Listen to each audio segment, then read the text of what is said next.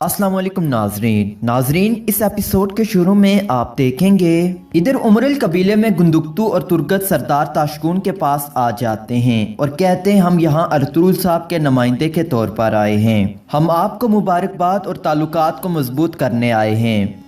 तो ताशकून कहता है मैं आपके पास आने वाला था क्योंकि हालात अब पहले जैसे नहीं रहे, अब उमरल कबीले में नया निज़ाम चलेगा। तुर्गत कहता है अगर आपका निज़ाम हमारे कानून को कोई नुकसान नहीं पहुंचाता तो हमें कोई मसला नहीं होगा। तो ताशकून कहता है फिक्र ना करो, हम अर्तुरुल साहब का इंतज़ार करेंगे। फिर वो फरमान दिखाकर कहता है ये वो हुक्म है जो सल्तनत की तरफ से उमरल कबीले को मसूलात इकट्ठा करने का मिला है। तो तुर्गत कहता है पहले भी दोनों कबीलों में कशीदगी मसूलात के मसले पर हुई थी, जल्दी मत करें तो बेहतर होगा। तो ताशकून कहता है सल्तनत जल्दी कर रही है, ये जो फरमान मेरे हाथ में है ये कोई घोड़े की दुम नहीं है, ये सल्तनत का फरमान है। तो गुंदुक्तू कहता है हम सल्तनत के कवानीन और फरमान तुमसे बेहतर जानते हैं। तो ताशकून कहता है जब अर्तुरुल साहब वापस आएंगे मैं उनसे तफसीली बात करूंगा। इधर समंदर के किनारे पर अर्तुरुल साहब बरके खान के आदमियों से मिलते हैं। सलाम दुआ के बाद वो कहते हैं बरके खान की शिकारगाह साहिल के करीब है, हम बगैर रुके वहां जाएंगे। तो अर्तुरुल साहब अपने सिपाहियों को कहते हैं 2 सिपाहियों को गोरों के पास छोड़ दो और हम तैयार होकर सफर पर निकलेंगे। इधर उमरल कबीले में सेरमा सिपाहियों से बातें करने में लगी होती है। उसी दौरान इलबिलकाय खातून अपने घोड़े पर वहां आ जाती है और उन्हें देख लेती है। जैसे ही सिपाही जाने लगते हैं तो इलबिलकाय उनके यूं जल्दी जाने की वजह पूछती है। तो वो बात को घुमा कर कहते हैं हम कल एक तजारती काफिले को खुशामदीद कहने जा रहे हैं, इसलिए थोड़े जल्दी में हैं। तो इलबिलकाय उनकी बातें समझ लेती है और उन्हें भेज देती है।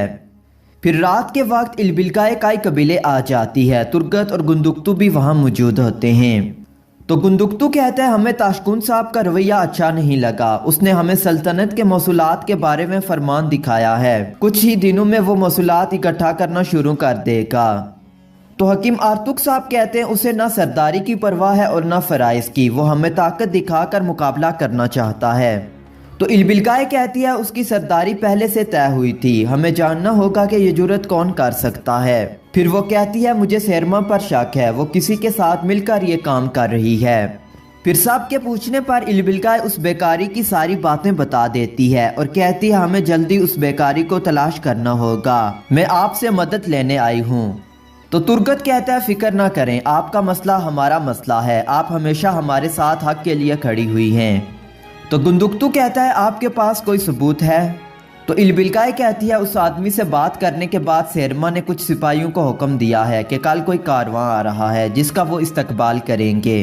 इतने में मलिक शाह एक आदमी के साथ आ जाता है। तो गुंदुक्तू कहता है बराक तुम यहाँ क्या कर रहे हो?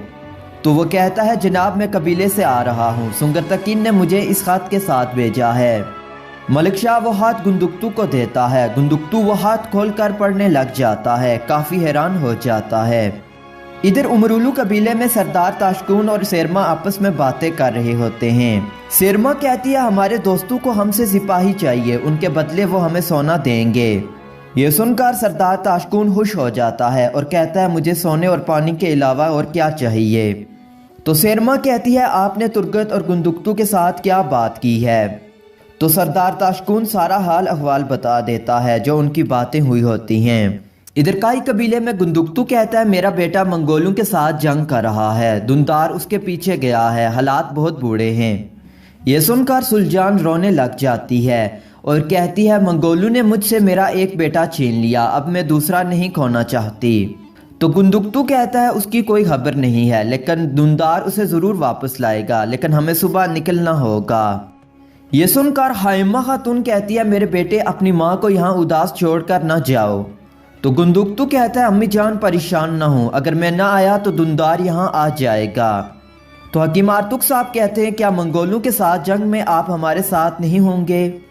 तो गुंदुक्तू कहता है मैं मशरक की जानब से कबाइल के साथ शामिल हो जाऊंगा और दुंदार यहाँ होगा। फिर वो तुर्गत को कहता है हम सुबह निकल जाएंगे, तुम इलबिलकाय के साथ रहना। फिर सुबह के वक्त जाने की तैयारियां करते हैं, सामान वगैरह बांधकर एक दूसरे के गले मिलते हैं, काफ़ी उदास होते हैं। आखिर में सुलजान और गुंदुक्तू उन्हें अलविदा कहकर वहां से उदास चले जाते हैं। इधर बरके खान की ज़मीन पर बरके खान का आदमी कहता है हमने आपके लिए गोरे तैयार कर दिए हैं, बरके खान शिकारगाह में आपका इंतज़ार कर रहे हैं। ये कहकर चला जाता है।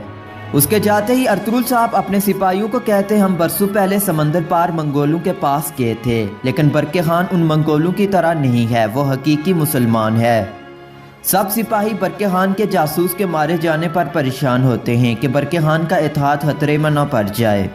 तो अर्तुरुल साहब कहते हैं हम मसाइल को ख़त्म करने के लिए यहाँ आए हैं। तुरमताए जासूस की मौत एक अहम मसला है, यह हमारे लिए मुश्किल है लेकिन नामुमकिन नहीं है। फिर वो साहब अल्लाह का नाम लेकर वहाँ से गोरों पर बैठकर एक जानिब निकल जाते हैं।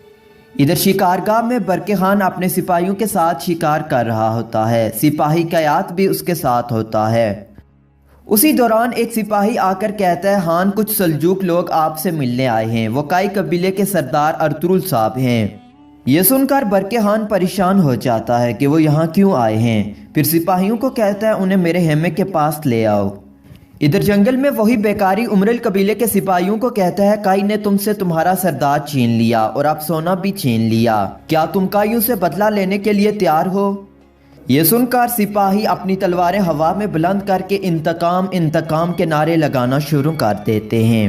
पास ही झाड़ियों में तुर्गत और इलबिलकाए खातून भी ये सारा मंजर बड़े गौर से देख रहे होते हैं। इधर जंगल में आरिफ बुका एक जगह बैठा होता है। उसी दौरान एक नकाबपोश सिपाही वहां आ जाता है। जब वो चेहरे से नकाब हटाता है तो वो बरके खान का खास आदमी कयात निकल आता है।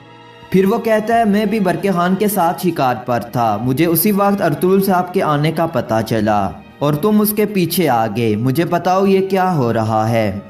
तो आरिफ बुका कहता है फिक्र ना करो, उसे तुम्हारा नाम नहीं पता और उसकी तदाबीर लेना तुम्हारा काम है। फिर तुरमताए जासूस के मारे जाने और सोने के लुट जाने के बारे में बता देता है। तो कयात कहता है बरके खान को यह बात पसंद नहीं आएगी, मैं जानता हूँ मुझे क्या करना है। अगर इसके बावजूद बरके खान अर्तुरुल पर एतमाद करता है तो इसका मतलब है दोनों की मौत होगी। तो आरिफ बुका कहता है मैं यहाँ अर्तुरुल को मारने आया हूँ। दूसरी तरफ तुर्गत और उसके सिपाही झाड़ियों से बाहर निकल आते हैं और उमरल के सिपाहियों को कहते हैं अपनी तलवारें फेंक दो, तुम मंगोल सिपाहियों का साथ दे रहे हो और हम इनसे पहले भी लड़ चुके हैं। यह सुनकर कुछ सिपाही अपने तलवारें म्यान में रख लेते हैं। फिर वो बेकारी कहता है क्या तुम उस औरत की गद्दारी की वजह से तलवारें फेंक दोगे, यानी इलबिलकाए। ये सुनकर वो साहब तुर्गत और उसके सिपाहियों पर हमला बोल देते हैं। एक लड़ाई शुरू हो जाती है।